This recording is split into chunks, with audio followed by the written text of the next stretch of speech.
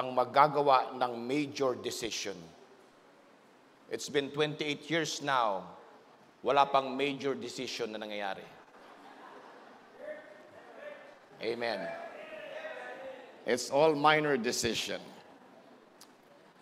Again, Happy Father's Day sa lahat. Bibilisan ko lang po yung preaching ngayon because I know you're going to treat your dad sa Jollibee or McDonald's. Ba't ganun? Pag Father's Day, kakain lang tayo sa fast food, Pastor Erwin. But when Mother's Day, man, fortune, no? Fine dining. Okay lang yun. At least naalala nyo pa rin kami. Amen. Hebrews 11, verse 7, Bible says, by faith, Noah, being warned of God of the things not seen as yet, moved with fear, prepared an ark to the saving of his house, by the which he condemned the world and became heir of their righteousness, which is by faith. Noah was a righteous father, condemning the world, condemning the lifestyle and the principle of this world. At nagresulta po ito ng isa pong tagapagmana ng katuwiran or righteousness. That is the one missing sa ating pong family. I entitled this message this morning, How to be a Great Dad. How to be a great dad. Tayo po'y manalangin, oh Lord, we need you. We need your way. We need your will. We need, Panginoon, your word. And Panginoon, today, we are asking, Lord, from heaven that you will equip the fathers, Panginoon, ng Subic Bay Baptist Church. And also, Panginoon, the fathers ng mga different families nandito ngayon. We believe, Panginoon, the very fundamental or foundation ng isang family is, Panginoon, comes from you. And if there's someone here this morning, a father, that is far away from you, Panginoon, I pray from your word, you will prick that heart that he may turn to you, Panginoon, to be close to you, to have a relationship with you. And not only fathers, Panginoon, yung mga tao na tumatayo as father or guide ng family. Panginoon, may your Spirit be the one orchestrating everything, Panginoon. At sawayin mo, Lord, yung mga disturbances, yung gawain ng dyablo na sumisira. Basagin mo, Lord, yung antok. But rather, help us, Lord, to be focused. Besides, what else can we do? You died on old rugged cross for our sins. Shed your blood. You buried, Panginoon, your death, Panginoon, na bring us life. The least that we could do is to honor you today as we also honor Father sa aming kalagitnaan. Forgive us, Panginoon, sa aming mga flaws, aming shortcomings, and we bring back all the glory and praises sa iyong harapan in Christ Jesus our Lord. Amen. You may be seated po. The Father's Day has its origin in the early 20th century. Ito po ay inspired by a certain woman named Sonora Dodd. She was from Washington, United States, who wanted to honor her widowed father, a Civil War veteran and a single parent. And the first Father's Day was celebrated in 1910, but it took several decades for the day to become official. At nararapat lang naman na ating parangalan ang ating mga tatay. Sadly, this world only give honor to father one day. Wherein, titingnan po natin, yung mga homosexual are being honored not just a week, not just a day, but a month. Amen? Pride Month. And we, father, who takes care of the family, are being honored only once. Once a month, one day. In the early years of TV or television, the fathers are portrayed as clean-cut, well-dressed, and smart person. I don't know about you, but I grew up watching old TV program. My grandpa is a Marine, and when he retired, he became a Marine, merchant Marine. He loves those old movies. I Love Lucy, yung mga ganun-ganon. And one TV program na kanyang pinapanood is the Daddy's Knows Best. Yung mga ibang bata rito, you cannot relate, but I'm not that old, but I saw that. Pastor Ted, you watched that TV program, Daddy's Knows Best. Father's Knows Best, rather. Kasi nakalimutan ko na. Well, a Father's Knows Best is a scenario wherein this father, wherever he goes, nasa kitchen siya, he's wearing a suit, a corbata. He goes to his workplace, work with his car, nakakurbata pa rin siya. He goes to the living room and drink coffee, he's wearing talaga. Every time you see this father, he's well-dressed. And the mom also there, well-dressed din. She makes sure the place is spotless. Ang ganda. That's yung magandang dream house o dream home ng isa pong settings ng family. And every time there's problem, they go to the father. Hey, Dad, fix this. And of course, fathers knows best. He always have the means to fix everything. For this TV program, we picture and imagine a father who is a great provider, a helper, the one that always fix, the one that always open cans pag mahirap. Hindi natin mabuksan yung jar, then you give it to the dad, bubuksan yan. This father has been portrayed as the hero. Someone that you could depend on. But not today. Not today. The TV program that we have right now, fathers are portrayed as stupid, lazy, and good for nothing. And we think it's funny. Naalala ninyo yung nagsimula ito in the 80s or maybe 70s. You know the TV program John and Marcia? Wherein Dolphy is portrayed as John Puruntong, who doesn't keep his job, that he's so lazy. Every time the starts ng TV program, he's there with his underwear, with his pajama, bagong gising, doesn't work, doesn't provide, and we think it's funny. And then from then on, the father is pictured as a low-life, funny,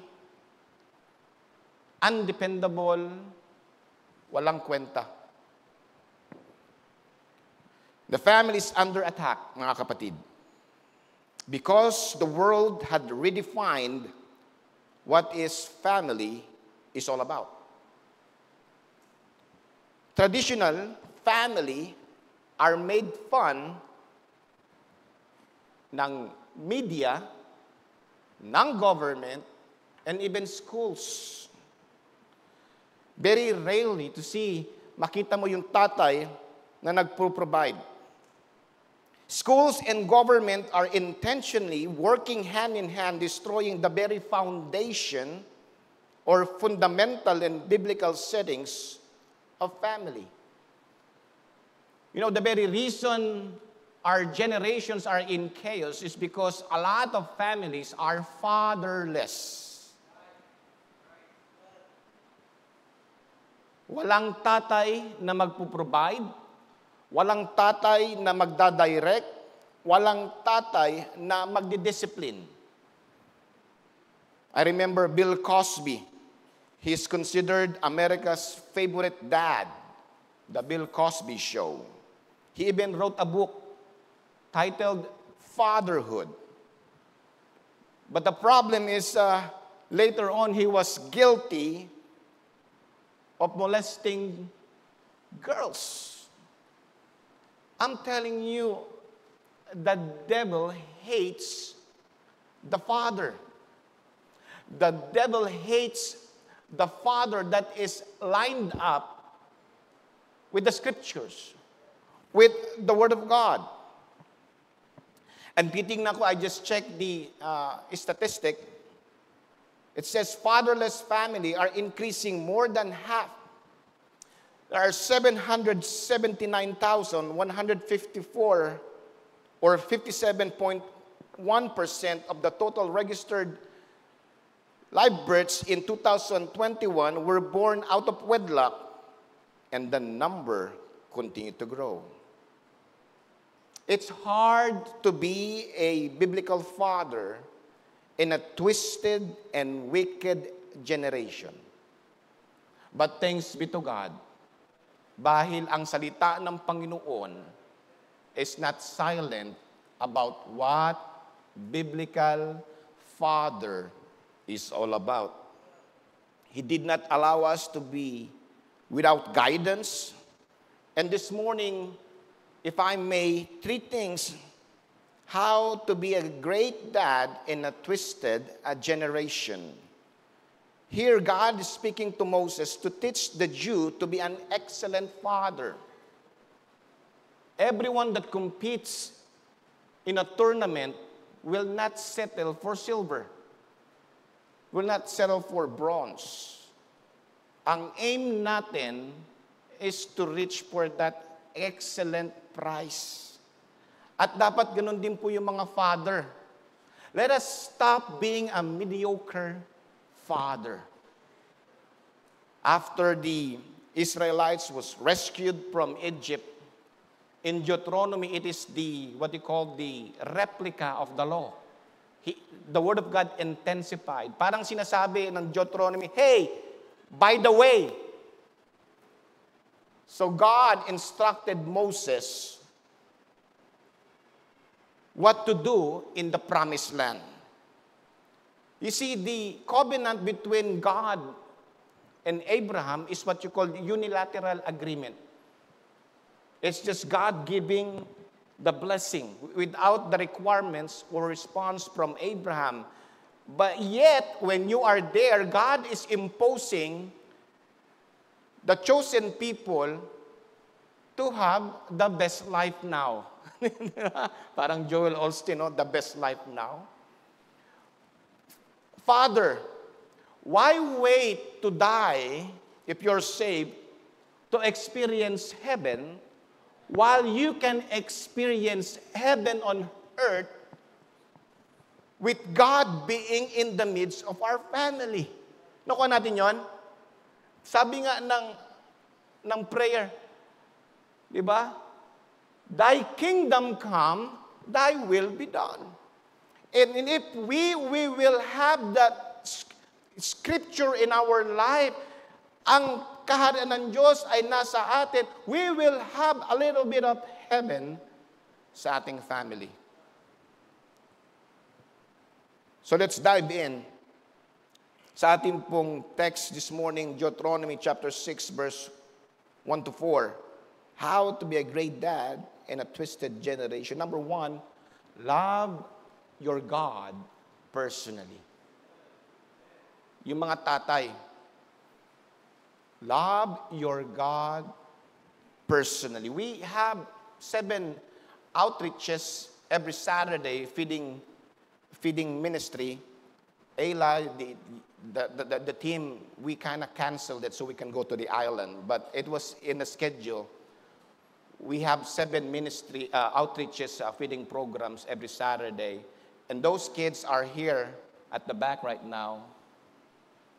And when we invite them, they are just happy to be with the students, with the Sunday school and the junior class.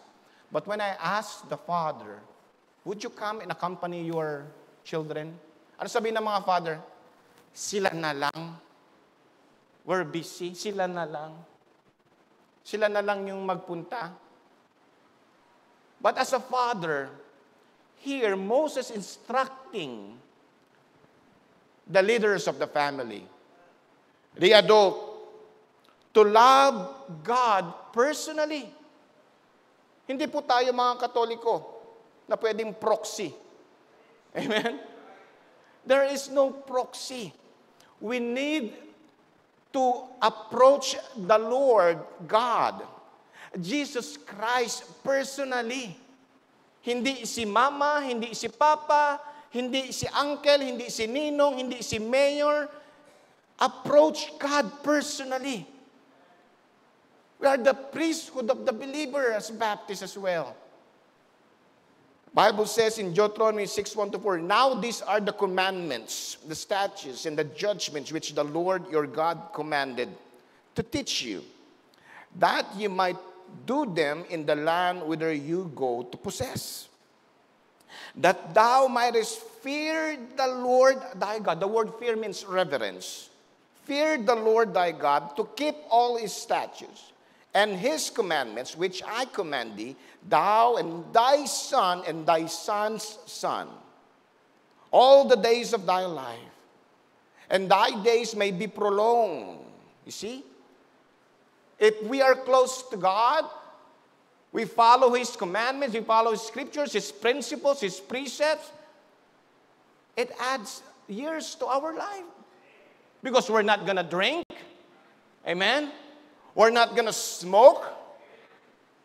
We're not going to gamble. We're going to have vices because the scripture, we have God in our life.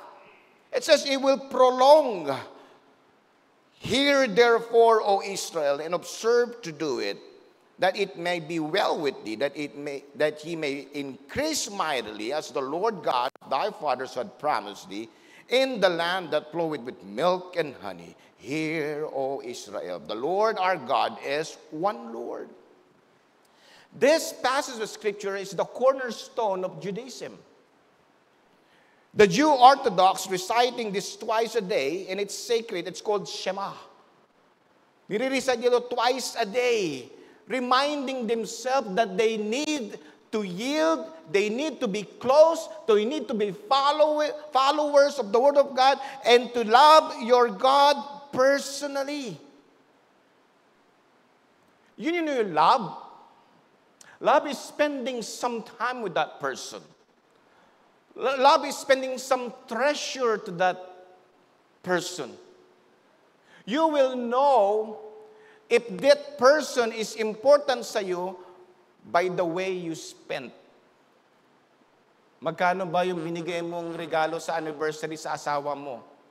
Mahal na mga bag ngayon, di ba? Yung Michael Kors, Louis Vuitton, and so forth. Nakalimutan ko na ba? We were in BGC one time. Lakad kami ni Annalisa. Pumunta kami doon. Hermes ba yun? Tinanong kung may appointment kami. Sabi kang gano'n, I am not afraid. So we went to the Hermes in BGC, Balaing Maripe. Hindi ko alam, grabe pala ang sandals doon. Yung tsinelas ng Hermes, 110? Sabi ko, punta tayo sa Divisoria, pares din yun. Annalisa, maputi ka pag sinuot mo yun, walang alam ng peke yun. Amen? With God, you are spending lots of money sa mga material things. We're spending lots of time in this world, but what about the time and treasure we spend to God, who created us? And then when we messed up, when we sinned, not only He created us, amen, He saved us. As Father, we are commanded. It is not an option. It is not an opinion. It says love and fear God. Deuteronomy chapter 6, verse 5, the Bible says, and thou shalt love the Lord thy God with all thine heart, with all thy soul, and with all thy might. Sa Tagalog, at ang iyong ibigin ang Panginoon mong Diyos ng iyong buong puso at iyong buong kaluluwa at iyong buong lakas. When we talk about heart, the Hebrew word leba means the mind, the awareness and the understanding. Know Him, accept Him, and live for Him. Alam mo yung mga iniidolo natin, the one that we idol so much, we love so much, we buy their memorable, yung mga action figure. I remember when I was a young kid, I loved G.I. Joes. I buy action figure, Pastor Erwin. Kilala ko yung, I know where is from Snake Eyes. I forgot na eh. And then, what about Transformers, Autobots, mga di ba? When I remember, yung X-Men, I have 3310 back then. Ang si ringtone ko, X-Men. I live and breathe and spent those things that I love, Kuya Ed. And the same energy, the same motivation, intention are to be channeled to God. Yun ang sabi rito, sabing gano'n, at iyong ibigin ang Panginoon mong Diyos ng iyong buong puso, ng iyong buong kaluluwa, at iyong buong lakas. Proverbs 4:23 says, keep thy heart with all diligence. Masigasig, intentionally. You come to church today accidentally, you need to get right with God. When we approach God, sinasadya po yan. It's not an accident. Masigasig. I prepared myself to worship God. It says here, keep thy heart with all diligence, for out of it are the issues of life. Ingatan mo ang iyong puso ng buong sikap sapagkat dinadaluyan ng buhay. Not only with heart, it says soul. The Hebrew word for soul is nefesh. It means emotion. It means the desires and enjoyment. Ask yourself, Father, when was the last time you cried to God? Cried because you're so thankful, grateful of the things that He done sa iyong life and to your family? When was the last time you've been intimate with God? You know, God has given us emotion to enjoy Him. I was riding with the Pensacola Christian College, and we were trying to teach them the song of, I forgot the name, Annalisa, yung The God Who Sees. He is the God who sees. Yan. I cannot sing it, but it was a good song. And I was driving, and the song was penetrating my heart and my mind. Talks about God sees everything sa ating buhay, yung problema natin, yung discouragement natin, and He always provide for us. And then when I'm listening to that song, and I was captivated that the Lord is so good to us, man, I was crying. Umiiyak ako how God good is. Napakabuti niya sa atin. And I'm trying to compose myself because I'm a man. I don't cry. But something happened, mga kapatid, when God pressed your heart. It will come out.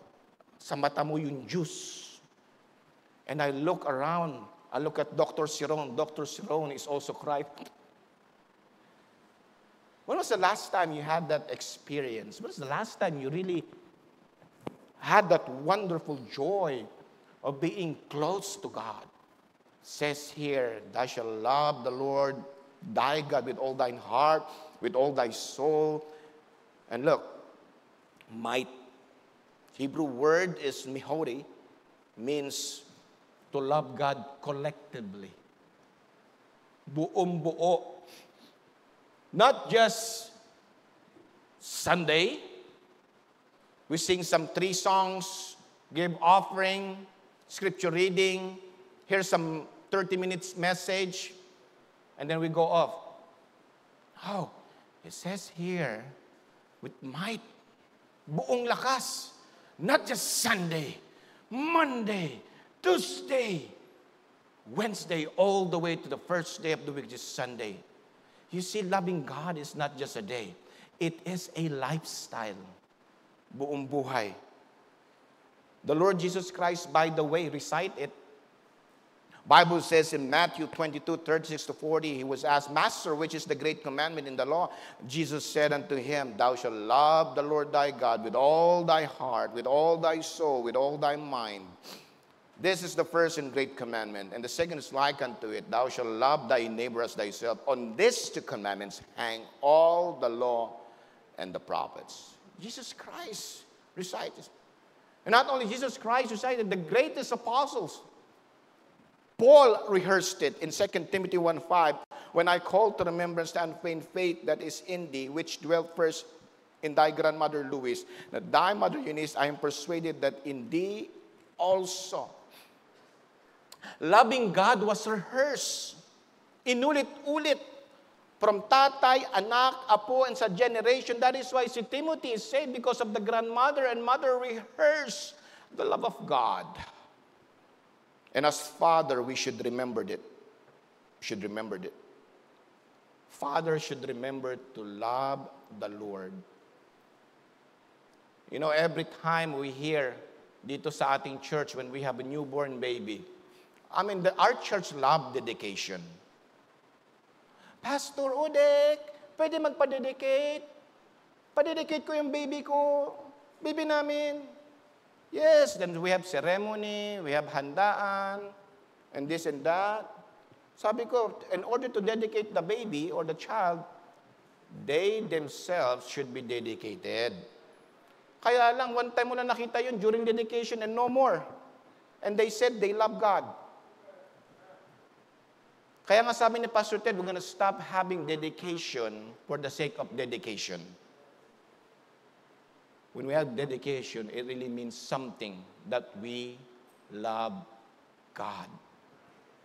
A biblical father, how to be a great dad in a twisted generation is to love God personally. Sabi ni Abraham Lincoln, for a man to train up a child in the way he should go, he must walk that way himself.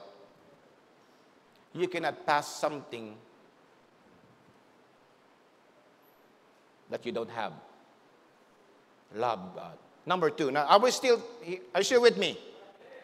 Love God. Mahalin natin ang Diyos. Father, love your God personally. And then secondly,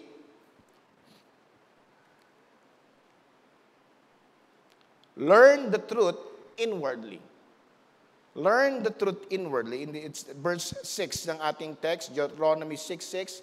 And these words which I commanded thee this day shall be in thine heart. What words?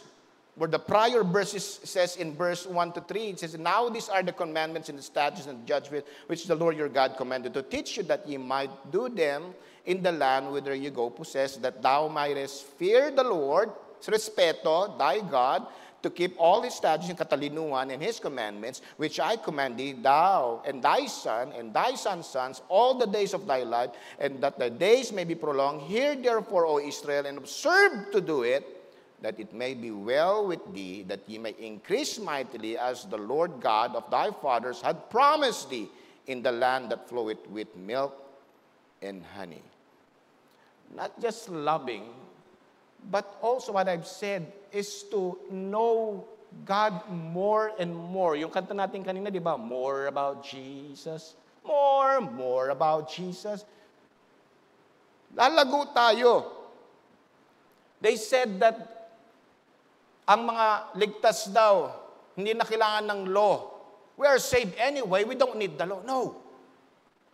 If we are saved, we love the law of God. Mahal natin yung pamantayan ng Panginoon. Yung kanyang salita. Look with me in Psalms 37:31. The law of his God is in his heart. None of his steps shall fall. Psalms 48, I delight to do thy will, O my God, yea, thy law is within my heart. Psalms 119:11, thy word have I hid in my heart, that I might not sin against thee. Colossians 3:16 says, let the word of Christ dwell in you richly, in all wisdom, teaching and admonishing one another in psalms and hymns and spiritual song, singing with grace in your hearts to the Lord. And all the scriptures are point in Deuteronomy chapter 6, verse 6 that says, and these words I commanded thee this day shall be in thine heart. We were in Tammy's resort nag-celebrate yung father ko ng birthday, and the whole family was there. And ilang birthday mo pa? 88? 88 years old si Papa. Hindi, we were with someone doon, guest din. A group of siguro mga 20. And they were having some secular songs. Yung mga kanta nila, yung mga Glock 9, mga kung ano-ano, yung mga rap. Syempre, we're Christian, medyo awkward kami. Ang ingay, very loud, yung kanilang music. And then finally, umalis yung grupo na yon, Balae, nakikinig ka ba kay Glock 9? Dinala niya yung sound sila dun sa beach. Sabi ko ng papa ko, pagkakataon ko na ito, kunin mo anak yung speaker, sinatap, yung Bluetooth, nagpatugtog siya. Ano pinatugtog ni Papa? Puro Frank Sinatra yata. Fly me to the moon. Mga gano'n. Ako mga oldies, dumating na yung isa ngayon. Sabi gano'n. Sa isip-isip ko, hindi ka na pwedeng patugtog ng mga bad songs dahil nagpapatugtog na yung tatay ko ng mga oldies. Tapos dumating si Annalisa. Si Annalisa talaga, mataas ang spirituality nito eh. Maya-maya, pinalitan ni Annalisa yung song. Ginawa niyang instrumental hymns. Amazing Grace. Maya kumakanta na si Anton. You see what happened? I think, and my dad think, that we're better than those other group because we are playing all this music. That's what happened if we compare ourselves with people. But if we compare ourselves to God, I was rebuked. And here I'm a pastor, listening to all this music. Buti nilang my wife is always right. She's always right. Yeah. Pinatugtog niya yung hymnals, and I was rebuked. When you start comparing yourself to people, you think you're okay. I'm better than him. I'm better than those drunkards. But when you start comparing yourself to the holy, righteous God, that's the time you will learn inwardly that we are wicked and we need Him day by day. Stop comparing ourselves to people and let's start adapting ourselves to the Holy One of Israel, God Himself. And we will find out, mga kapatid, na even though in our highest spirituality, we still fall short sa Kanya. That, my friend, should be means to learn the truth inwardly sa ating buhay. Na ang Kanyang batas ang siya magiging pamantayan natin, siya ang magiging motivation natin, siya yung magiging natin, pinaka-audience natin, siya yung ini-impress natin. Sabi sa Deuteronomy 6:6, and these words which I commanded thee this day shall be in thine heart. Compare our truth to God's Word. Sabing gano'n ng isang missionary by the name of Elizabeth Elliot. The Word of God, I think of as a straight edge which shows up our own crookedness. We can't really tell how crooked our thinking is until we line it up with the straight edge of the Scripture. Father, we should have a blueprint and plan sa ating buhay. That's what problem sa Philippines. We are rebellious people. We don't have plans. We don't have permits. That is why when engineering comes, mayroon tayong penalty. In this vicinity alone, only 2% are securing plans and permits. Tapos pag dumating engineering, penalty, maglalagay tayo, heartaches, problems, and why do we just secure the blueprint and the permits in the first place? We're not hiding anything. Gusto kasi natin makatipid. There's no shortcut in learning the truth inwardly. Sabi, study to show thyself approved. Approved ba tayo? Do we know who we are? Do we know the doctrines and the theology sa ating buhay? Blueprints. Don't wing it. Plan it. Nakaraan, nag-anniversary namin ni Lisa. Sabi na Lisa, saan tayo punta? Well, just wing it. Kaya sira-sira. Whatever may be, may be. No, plan.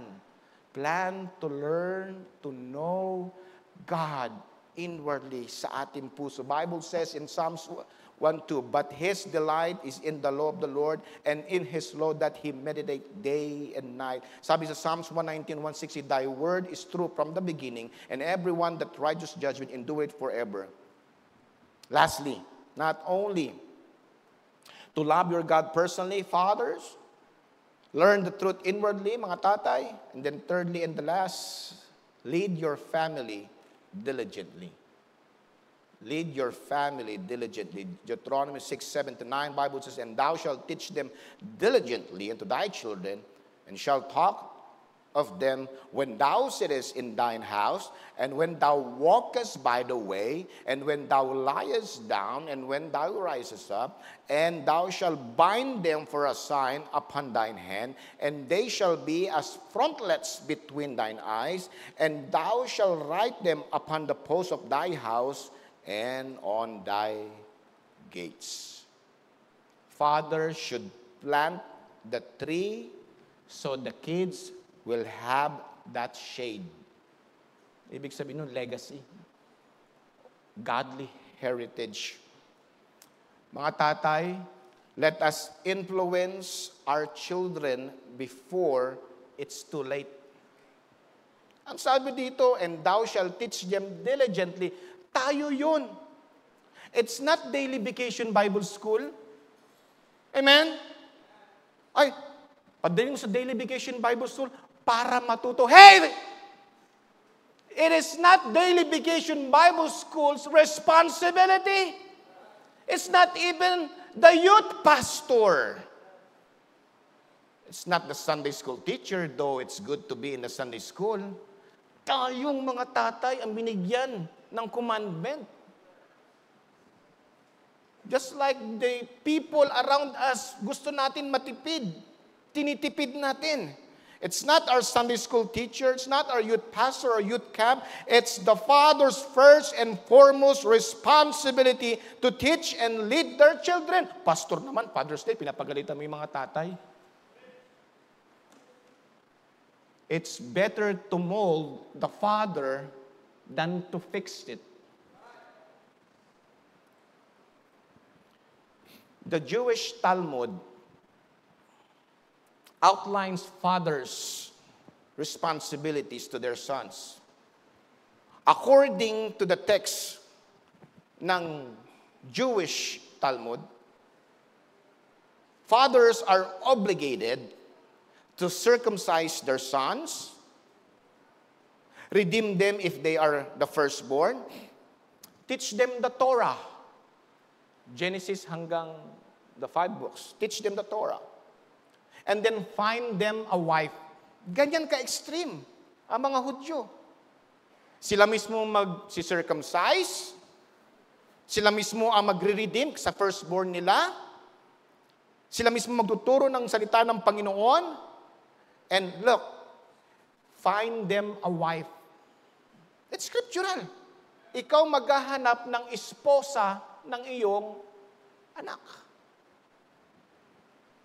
Not only that, teach them trade, trabaho. Talmudic scholars added the 6th obligation. Meron pa isang obligasyon sa Jewish. Fathers must also teach their sons how to swim. Kung titingnan natin, the closeness, no? Who taught your children how to swim? Who taught your children how to ride the bike? Who taught your children how to drive? Spending some time with them. Ako, I failed as a dad. No? Gusto ko, I was there growing up, pero gusto ko, I want them to see me in the morning balae, having a cup of coffee with an open Bible. 5 o'clock, gising. Si Papa, oh. Tapos when they come home sa late night, I want to see them, me, reading the Bible again before going to bed. What a great sight. Kanta yun. Monkey sees, monkey do. Do we have that? Meron ba tayong ganong klaseng ethics when we lead our family diligently? These directives are indeed to help children grow into successful and independent adults who will be part of the community. Sabi sa verse 8 and 9, and thou shalt bind them for a sign upon thy hand, and thou shalt be as the frontlets between thine eyes. And thou shalt write them upon the posts of thy house and on thy gates. Ano ibig sabihin ng frontlets? In the mind, they memorize it, they see it, they understood it. In the eyes, they captivate it. In the arms, you're doing it. The hand symbolizes actions. Actions. Wholly governed by the scriptures. Folks, we need to be radicals. Kasi radicals na rin yung sanglibutan eh. Dapat radicals tayo. Mahilig kasi tayo mga Kristiyano, where's the boundary? Where's the boundary? Just like my pastor, I want to be close to the righteousness of God, just to be sure. Amen? Just to be sure. Proverbs 4:1, hear the children. Hear ye children, the instruction of a father, and attend to know understanding. Proverbs 6:20, my son, keep the father's commandment, and forsake not the law of thy mother. Ephesians 6:4, and ye fathers, provoke not your children to wrath, but bring them up in the nurture and admonition of the Lord. Yan po dapat ang gawin natin. Is to lead your family diligently, mga tatay. Tapos sabing ganun sa 3 John 1:4, I have no greater joy than to hear that my children walk in truth. Well, this pertains to spiritual, pero pwede mo rin ito makita. Alam nyo, ang tao ay tunay na mainggitin, even Christian. They're very envious. How come they have a lot of people? How come they got good, nice church? How come this, tayo ganito pa rin, we're envious. Alam nyo, the only group of people that are not envious are fathers. We should not be envious when our children are better than us. Nakuha natin yun? It's always our dream that our children excels, not just in the physical world, but more so sa spirituality natin. We should be grateful. We should love yung ating Panginoon. Number 2, we should learn the truth inwardly. And then last, lead your family diligently. Many today, instead na tayo magturo, you will agree with me. The one that molds and train and guide our children are social media and cell phone. Yan yung mga yaya ng ating mga anak. Amen? Yan yung mga yaya ng ating anak. That's why we have a dysfunctional family. Let us be like Joshua when he says in Joshua 24:15, and if it seem evil unto you to serve the Lord, choose you this day whom you will serve, whether the gods which your fathers served that were on the other side of the flood, or the gods of the Amorites in whose land ye dwell. Sabi ni but as for me and my house, we will serve the Lord. Look, it is not Mrs. Joshua who said that. Sino nagsabi niyan? It was Joshua. As for me and my house, we will serve the Lord. Let's all stand. I'm going to call ang ating pong song leader. We're going to sing a song. In Hebrews 11:7, by faith being warned of God of the things not seen as yet, move with fear, prepared an ark or the saving of His house. We can summarize that, love your God personally. You cannot love God without knowing Him. Dapat maligtas ka by repenting and turning to Him. Jesus is the way, John 1:12, but as many as receive Him, to them gave He power to become the sons of God. Sabi, saving His house by the which He condemned the world. Condemn the world. Ayoko yung filosofiya ng sanglibutan. I want to be the scriptures, the Word of God, and became here of the righteousness. That is what you call eternal life, which is by faith. In Romans 10:17, sabing ganun, how is faith revealed to us? Sabi, so then faith cometh by hearing, and hearing the Word of God. This morning you heard the Word of God.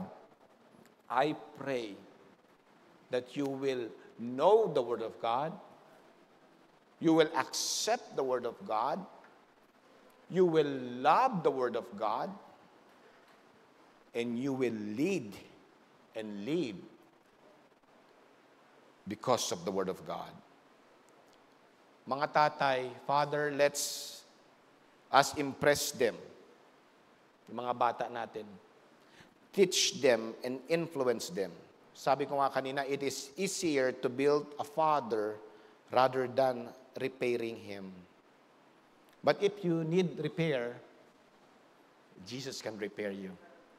Last verse this morning, 2 Peter 3:9. The Lord is not slack concerning His promise, as some men count slackness, but is long-suffering to usward, not willing that any should perish, but all should come to repentance. You know what repentance is? A change of direction, a change of mind that will lead to a change of direction. Dati ito yung world, the philosophy of this world, the mentality. But because of the Word of God, God spoke to you this morning. Faith comes by hearing, and hearing the Word of God. Now I will love Him. I will learn about Him. And I will lead my family. Happy Father's Day sa lahat. If you're lost and undone, you don't know the Lord Jesus Christ, we're going to have a song invitation. Or if you are a father and you're saved, and you thank God for what He's done in your life. We're going to sing. Do we have a song, brother? So, sing.